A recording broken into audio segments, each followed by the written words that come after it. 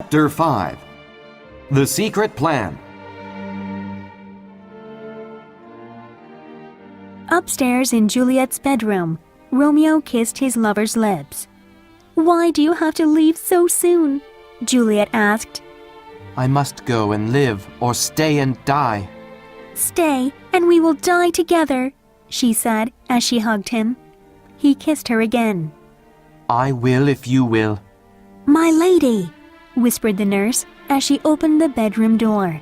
"Your mother is coming," Goodbye, my wife, my love. said Romeo. One more kiss and I'll leave.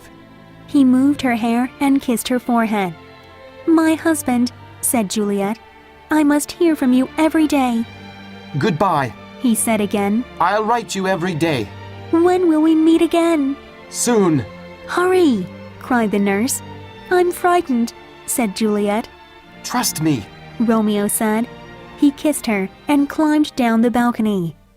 "How are you, Juliet?" Lady Capulet asked, opening the door. "I'm not well," said Juliet, dressing quickly. "Still crying over your cousin's death?"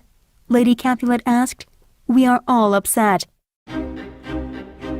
Her mother then gave her the news. "Next Thursday morning, you will marry Paris at St. Peter's Church." "No, I will not!" Juliet yelled, before she had time to think about what she was saying. Lady Capulet was angry. "You disobey?" "I mean," Juliet said, "it is impossible." Footsteps were coming up the stairs outside the bedroom. "Your father is coming. Tell him yourself." Capulet came into the bedroom. "Father," Juliet said, "I cannot marry Paris." But I desire you to marry him. Capulet said. "I understand, but I cannot." Do my desires mean nothing to you? "They are very important to me, but I'm unable to marry Paris," How can you disobey me? yelled Capulet. Am I the master of this house? You will marry Paris next Thursday. "Please, father," cried Juliet, falling and grabbing her father's ankles. "You've always let me make my own decisions. Please, let me make my own decision now." Decisions? I'll give you a decision to make. Marry Paris next Thursday, or never look at me again. Don't speak. Just do it. he said.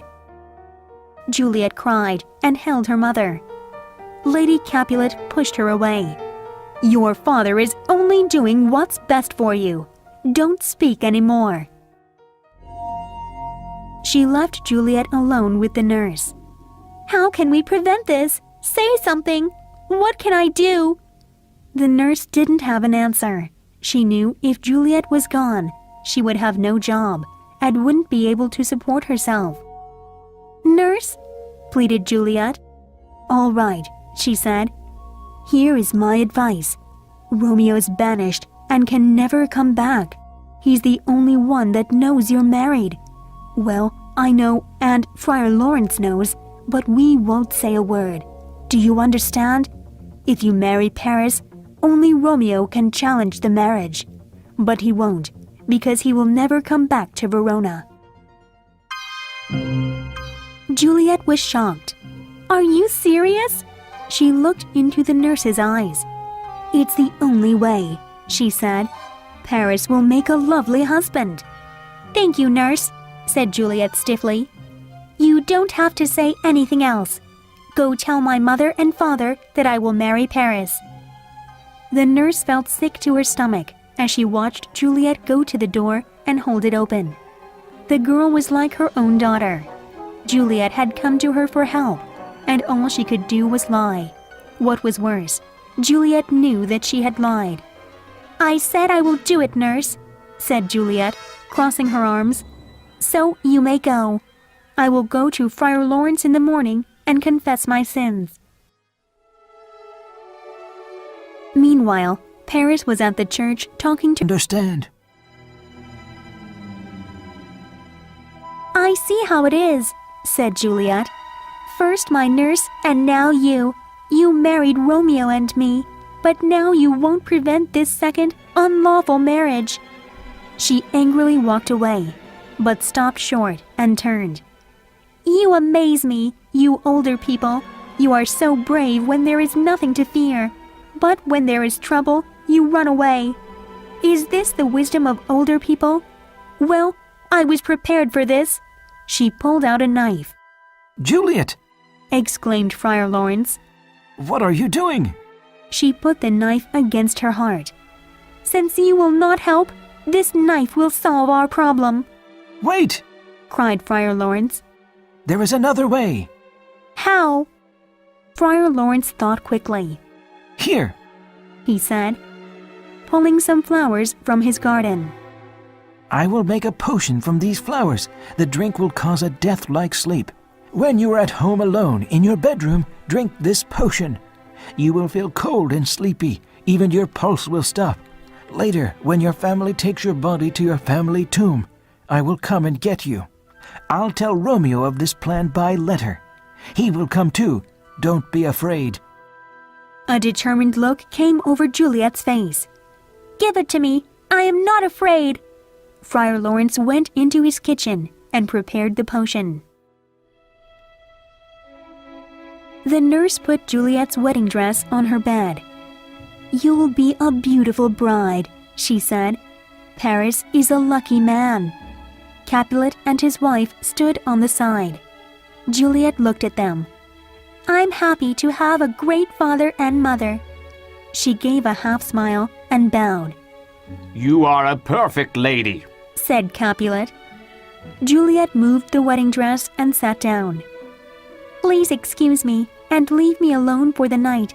I must pray," Let's go. Leave her to pray. said Capulet. Daughter, you have made me very happy. He hobbled out of the bedroom. "Should I wait beside you tonight?" the nurse asked. "Thank you." Juliet didn't even look at the nurse. "But that's okay. You've done enough for me already." The words hurt the nurse's feelings. "I would do anything for you. You know that," the nurse said softly. "Then leave me," Juliet said. The nurse walked out of the room. "Get some sleep," said Lady Capulet. "You will need it." She left.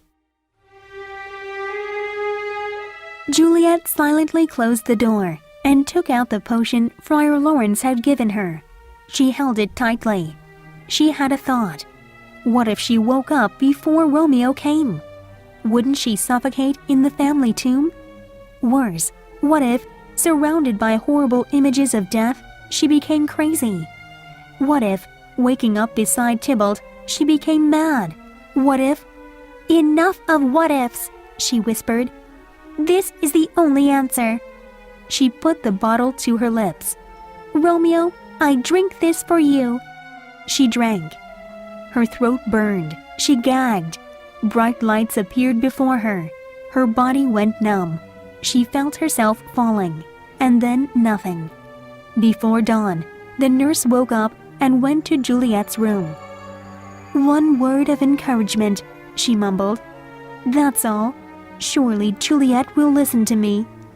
She opened Juliet's door and tiptoed to where the young lady was sleeping. She put her hand on her cold forehead. Her scream woke up the entire house. Chapter 6. The Lover's Tragedy.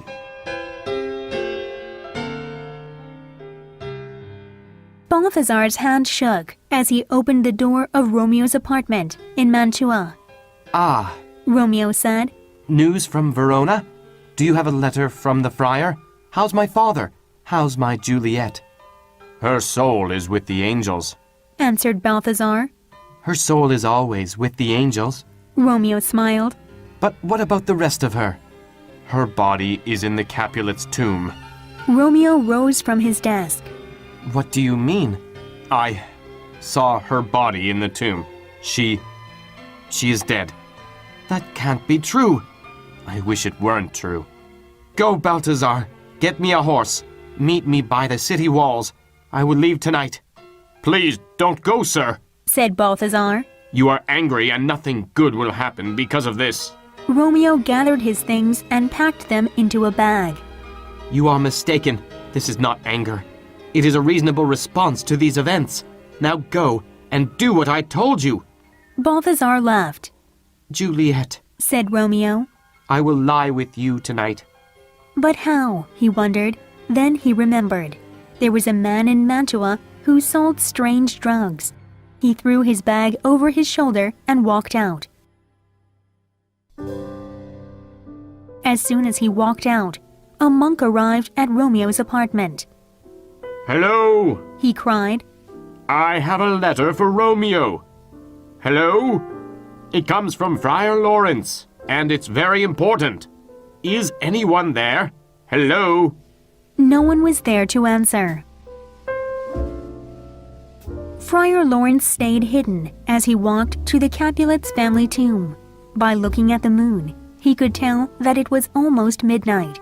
That meant that Juliet would wake up soon. He didn't want to think about, Wait here with the torch.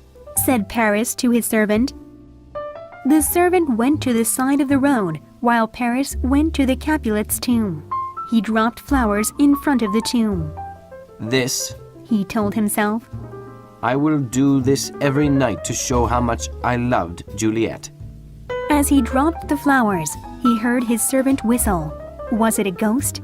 Paris looked across the graveyard and saw a man approaching. He hid himself behind a large tombstone. It was no ghost. Thought Paris. It was Romeo with a crowbar, the man who killed Tybalt. Now he has come to destroy the tomb. Not while I'm here.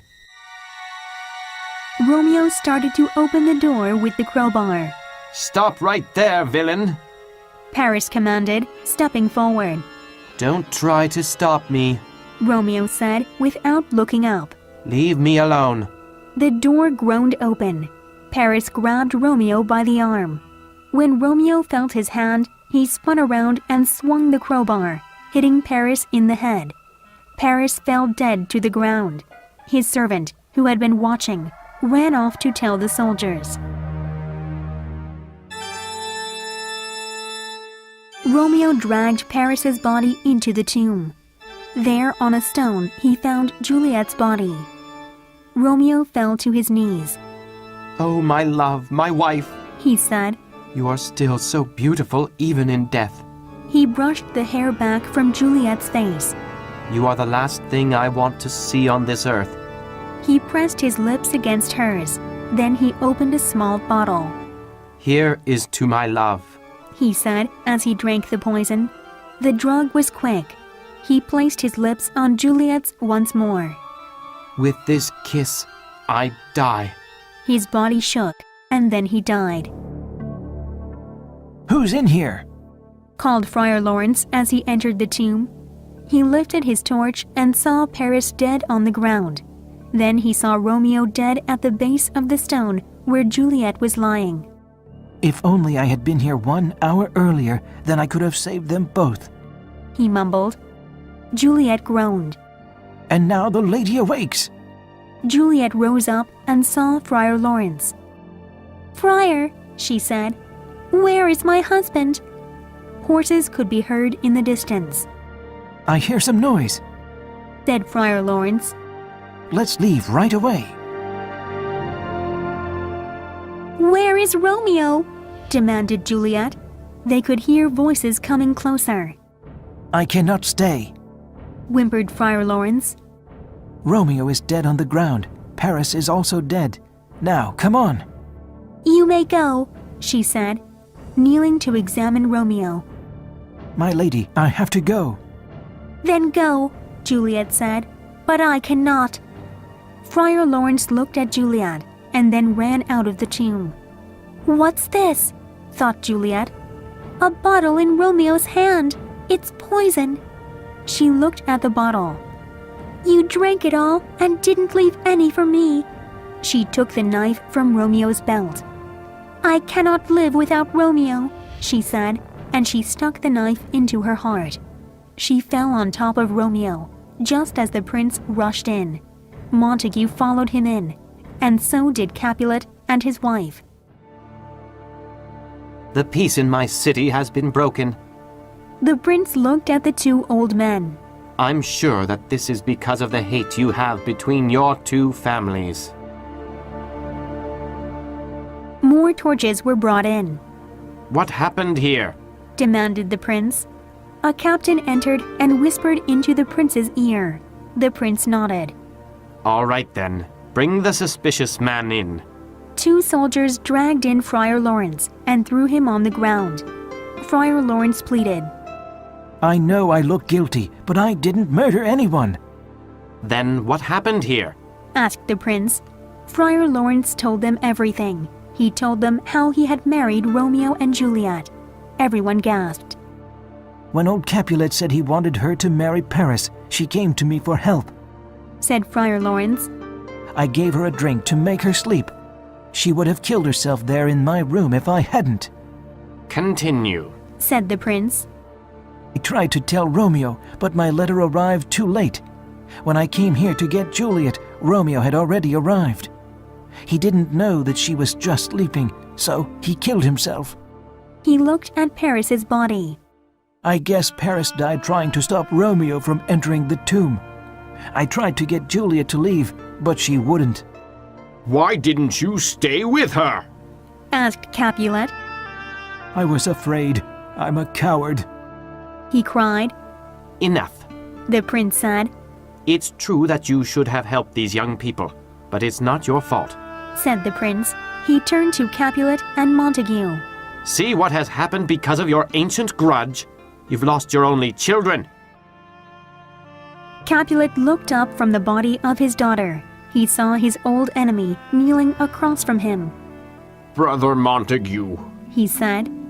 please forgive me for all of this hatred. Montague leaned across the bodies of Romeo and Juliet and put his arms around Capulet. I will make a pure gold statue in honor of your daughter. And I will put one of Romeo by her side. Prince Aeschylus lifted the 2 old men to their feet. Let's leave this place and talk somewhere else. He led all the grieving people out of the tomb. There has never been a more tragic story than this one of Romeo and Juliet. Said the prince.